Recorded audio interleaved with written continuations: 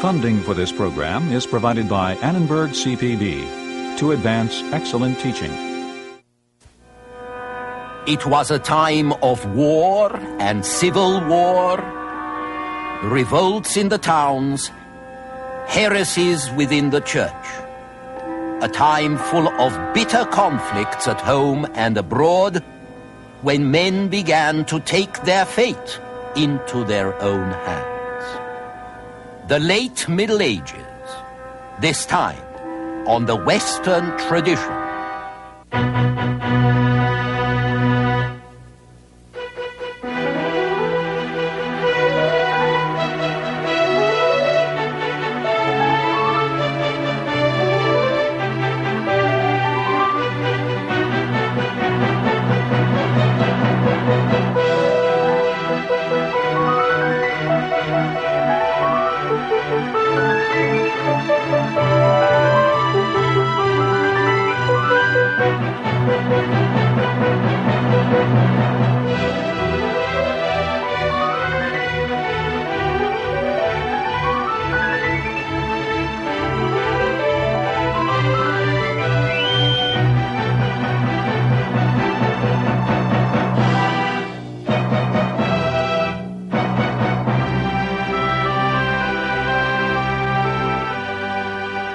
And now, UCLA professor Eugen Weber's continuing journey through the history of Western civilization. We are now in the 14th and 15th centuries, better known as the late Middle Ages. It's a time of change, of new economies, new powers, and the shaping of a new kind of state. On the other hand, it's also full of the same old horrors. Endless wars, grinding poverty, deadly plagues. You can call it a time of transition, but all times are times of transition. You can say it's increasingly dynamic, but you wouldn't want to live there. Peasants still accounted for 80 to 90% of the population, and they would continue to do so into the 19th century. Nobles and clergy were still rich and powerful, and they would continue to be so for a long time. But trade and the rise of the town had brought basic changes to Europe. Burghers, merchants, city folk in general had introduced the novelties of money, economy, capital, investments, the notions of time and profit and wage labor, and new social divisions and new social tensions came with them. The old society of feudal orders, presumably willed by God, was breaking down. Worse, it was tearing itself apart in wars and civil strife. For example, the long struggle for supremacy between Italian popes and German emperors was weakening the emperors who wasted their energy in foreign conflict when they should have been tending to troubles at home. Words like German and Germany are simply shorthand. The reality was 240 states, hundreds of semi-independent feudal lords, dozens of tough, active towns from the Baltic to the North Sea and along the Rhine and the Danube valleys, as well as the territories of the House of Habsburg in Bohemia and Austria, and few of them got along. In the 14th century, the spotlight turns to France.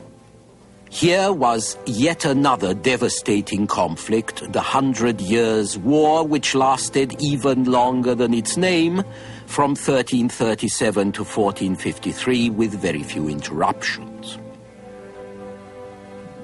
The war was a struggle of succession to the French crown, and it was waged between English and French contenders, but also between factions supporting great feudal clans all over France, but especially in Burgundy and Flanders. When the English were finally driven out of France, the country was in ruins. Wolves roamed abandoned villages, orchards, and fields, and worse than wolves were the bands of mercenaries that scoured the countryside for scarce provisions. Untilled lands returned to forest, scrub, or marsh. By the end of the war in mid-15th century, the French population was 1/3 to 1/2 what it had been 150 years before. But it wasn't all the fault of the English. For 200 years after 1348, the Black Death killed off more people than any fighting could have, as much as half the population in certain places. The figure in the center of this French mural represents death by plague, not war. It's a chilling fact that the number of French homes in 1789 was only 10% greater than it had been in 1328.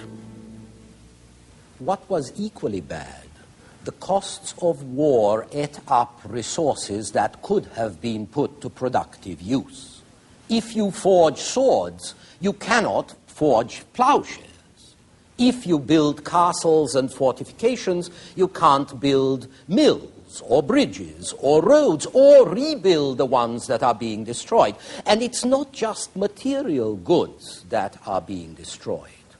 As the fighting drags on, the feudal order itself begins to crack.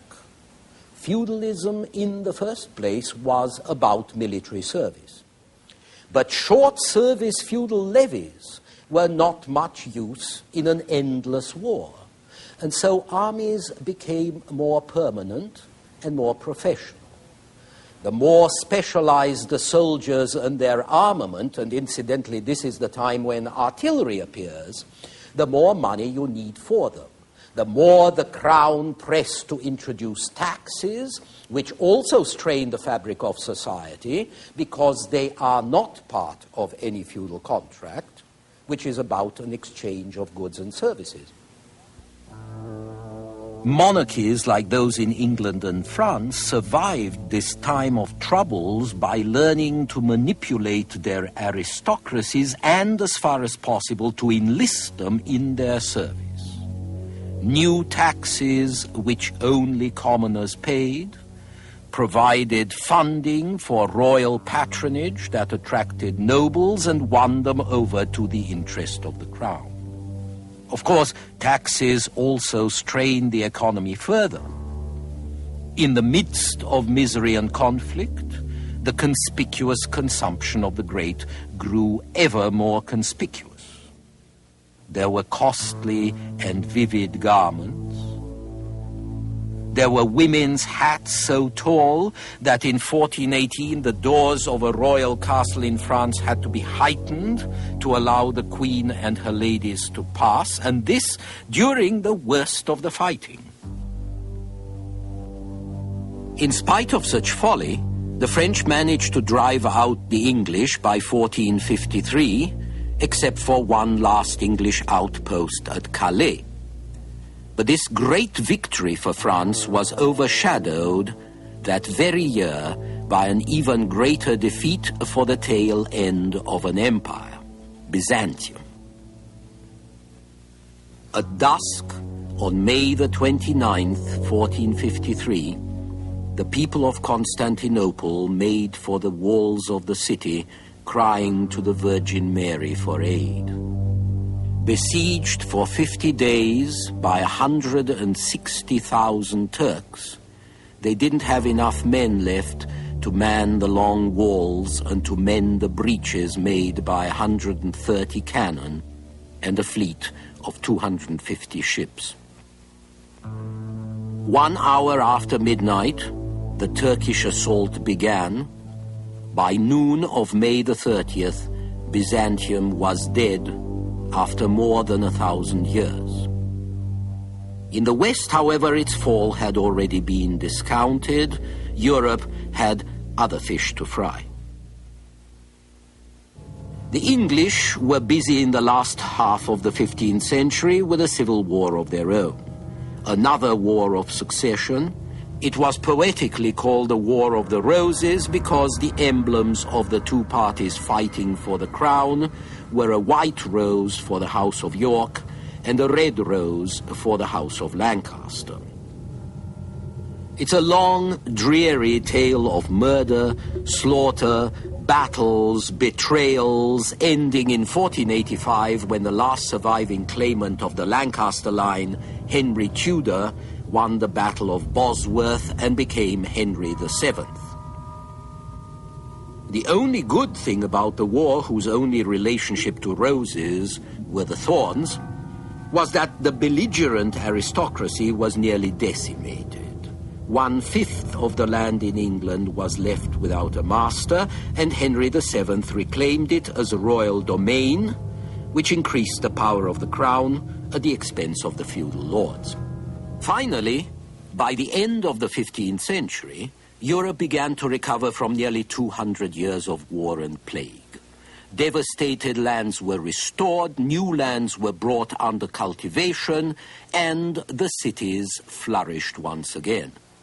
Small ones like Basel, with 8,000 to 9,000 people, middling ones like Nuremberg, with 25,000, great ones like Cologne, Bruges, around 50,000, Ghent, and in Italy the giants, Milan, Florence, Venice, with between 75,000 and 100,000 people each. What the wars of the 14th and 15th centuries had started by killing off the nobility and strengthening the kings, these cities were going to continue. Because now a new dynamic social group made its appearance that was profoundly anti-feudal, the middle class. Towns and cities had declined as economy and security declined in the 14th century. In the 16th century, they make a comeback, and newly prosperous townsmen start to assert themselves. In Italy and Germany, where central government was weak or non-existent, they set up what become virtual city-states. In England, and to a lesser degree in France, they become the allies of the crown against the feudal aristocracy.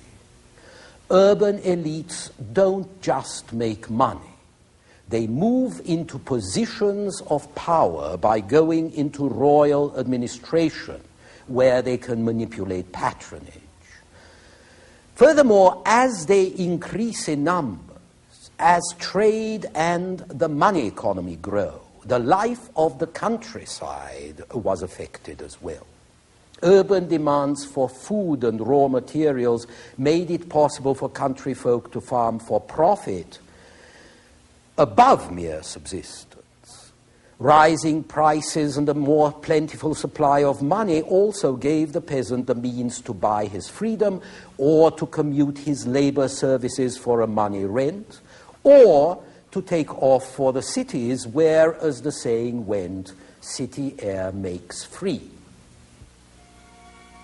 Many things that happened in this period and beyond, including the Renaissance and the Reformation, were symptoms of the development of the urban middle class. It was in the 1300s and the 1400s that ordinary families were endowed with surnames which afforded them a new kind of personality.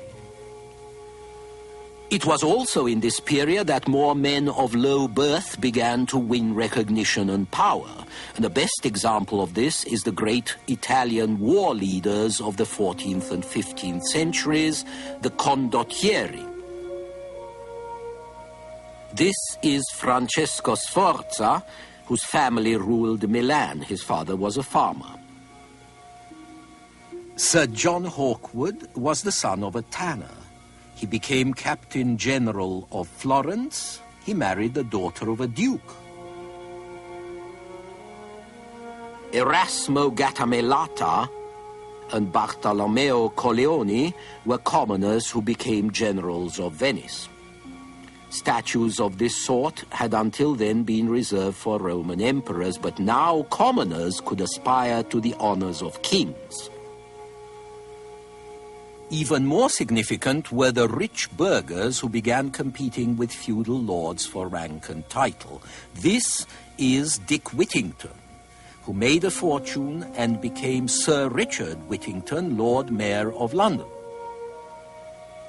From that time on, knighthoods in England could be won in the counting house, and after 1500, by Tudor times, all the great ministers, like Thomas Cromwell, William Cecil, and their descendants sprang from the new middle classes, not from the feudal nobility.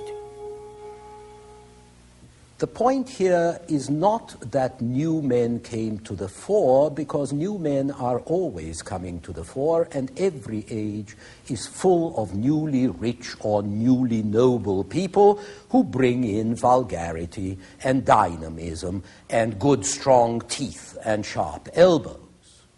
The point is the way in which these new men came to the fore, the class they represented, and the values for which they stood. Because now, instead of making your fortune by the horse and the sword, you made it by gold and credit and trading enterprise. And it was no longer the knight who wandered the country, but increasingly the laborer, the apprentice in search of work, now that the feudal order had broken down. And with labor increasingly mobile, employers found the cheap hands with which the great capitalist fortunes of the 15th century were put together. Financial speculation also came into vogue. We read of a dealer in the 14th century who spread a false rumor of war in order to send down the price of wool. And there were endless complaints about engrossing, buying up a whole stock in order to get a monopoly.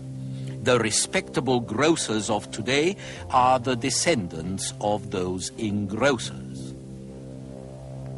Men also began to speculate in real estate, which hadn't been done since the fall of Rome, and to accumulate farms, and to substitute large-scale farming for piecemeal agriculture. Where sheep farming was more profitable than food growing, they would put the land to grass, where acres and acres of grazing could be looked after by a few men and a dog. The tenants were then thrown off the land to increase the great and growing army of potential workers, soldiers, vagrants, and criminals. So, as the saying went, sheep ate men instead of the other way round. Or, more to the point, men ate each other more voraciously and more ruthlessly than they ever did before. In these processes, we can recognize both the appearance of something like a capitalist economy and the passing away of the Middle Ages. The important thing about this change was not whether it was for the better or for the worse, but that it was change, and that it brought into question an immemorial feudal order which people had not thought to question before. Evils that were accepted before were now resented, and resentments that were silent became vocal. In a world where personal fate was no longer graven in stone, the poor were now held responsible for their poverty, and the poor in turn held others responsible, and so Europe entered the age of social conflict. The 14th century especially was full of rebellions. Workers against employers, small business against big business, peasants against lords, everybody against taxes and tax collectors. The most serious revolts were in the towns, because that was where you found a critical mass ready for anything. And it was also where social revolt acquired ideological overtones and turned into heresy against the established teachings of the medieval church. Rebellion was bad enough, but heresy was worse. Unfortunately, the right to expression in Europe was recognized less often than the right to repression. So heresy was often fatal for the heretics, especially when it took the form of a revolt of the poor against authority. To cope with heresy, as well as with poverty, the Church responded by founding new monastic orders, notably the Franciscans, who took the side of the poor, and the Dominicans, who very quickly took the side against the poor. St. Francis, who lived from 1182 to 1226, was the founder of the Franciscan order. The son of a rich Italian merchant, Francis was something of a playboy in his youth, and when he got religion, his preaching reflected this. It was full of chivalric notions right out of the troubadours. He wooed my lady poverty. He made friends with the animals as if he lived in a fairy tale. His tone was good-humored and popular, and so were his followers. The founder of the Dominicans was Saint Dominic, who lived from 1170 to 1221. He was a Castilian nobleman, much more sober and austere than Francis, and not playful at all. He was interested in education and spiritual conformity and intellectual conformity.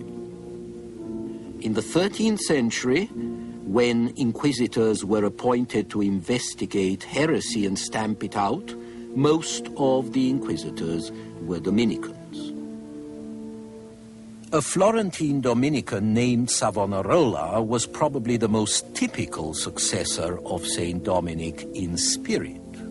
In 1494, he established a puritanical theocracy in Florence, and he ended up burnt at the stake 4 years later by the very people who had cheered him on. Perhaps the greatest Dominican, however, was one of the most atypical, Aquinas, St. Thomas Aquinas, who died in 1274. Aquinas was less a preacher and more a philosopher who reconciled reason and faith. According to Aquinas, our understanding of God's will did not depend on some miraculous revelation. Rather, God made man reasonable so that he could analyze and handle nature. God also made man free so he could operate within nature and within secular society to the greater glory of God.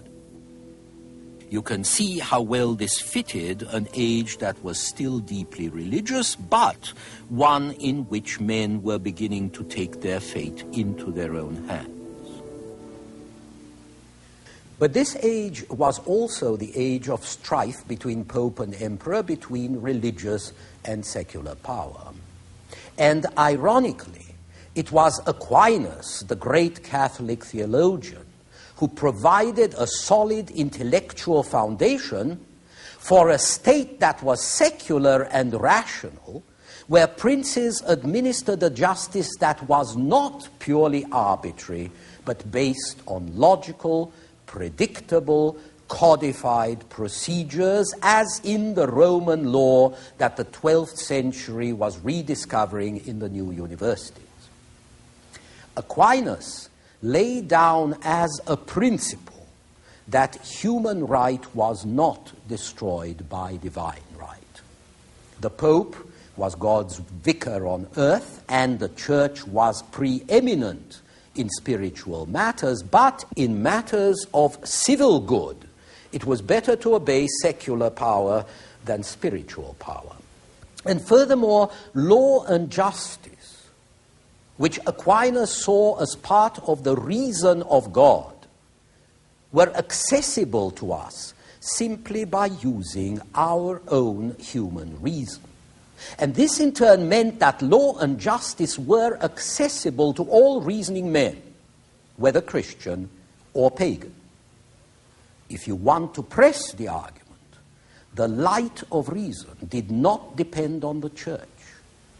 It shined over all humanity, and all humanity was part of the same community. Now, today, we tend to see this as a cliché, but this community of man was potentially a very subversive thought in an age of rigid social distinctions, as we shall see in our next program.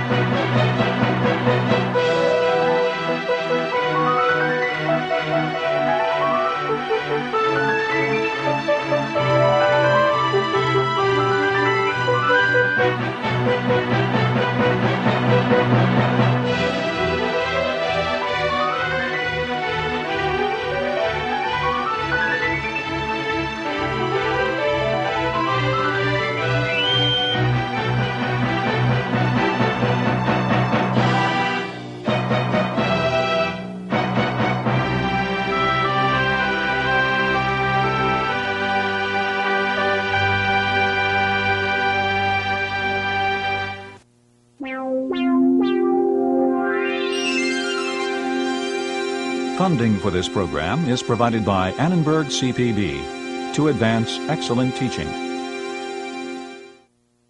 For information about this and other Annenberg CPB programs, call 1-800-LEARNER and visit us at www.learner.org.